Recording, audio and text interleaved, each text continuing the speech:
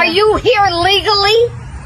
Are you here legal? Oh, maybe you should call the police. Maybe you should call the police. In a quiet suburban neighborhood, there lived a young man named Ethan Miller. He was known as a simple, kind-hearted person who rarely spoke much but always showed his care through actions.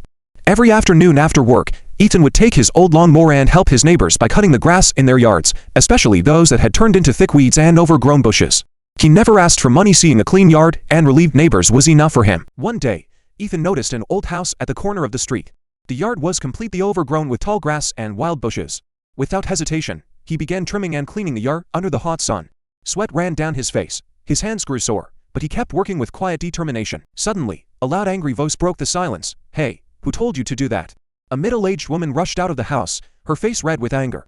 Her eyes burned with suspicion as she stared at Ethan, as if he had committed a terrible crime. Startled, Ethan quickly turned off the lawnmower. "I was just trying to help, ma'am," he said softly. The yard was getting really overgrown, but the woman refused to listen.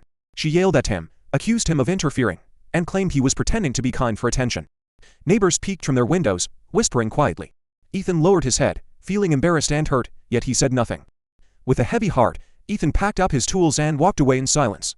There was no anger on his face, only quiet sadness. A few days later, the woman became ill. Her yard grew even worse, wild grass spreading everywhere. No one dared to help her, afraid of being scolded again. One afternoon, she looked out her window and saw Ethan passing by, smiling as he helped another neighbor mow their lawn. At that moment, her heart softened. She realized the young man she had yelled at was the most sincere person in the neighborhood. The next day, with slow steps, she approached Ethan. Tears filled her eyes as she apologized for her behavior. Ethan simply smiled gently and said, "It's okay, ma'am. I help because I want to, not because I expect anything in return." From that day on, the woman learned that not all kindness comes with bad intentions, and not every helping hand deserves suspicion. And Ethan, he continued mowing lawns, clearing weeds, and spreading kindness, even when it was sometimes met with misunderstanding.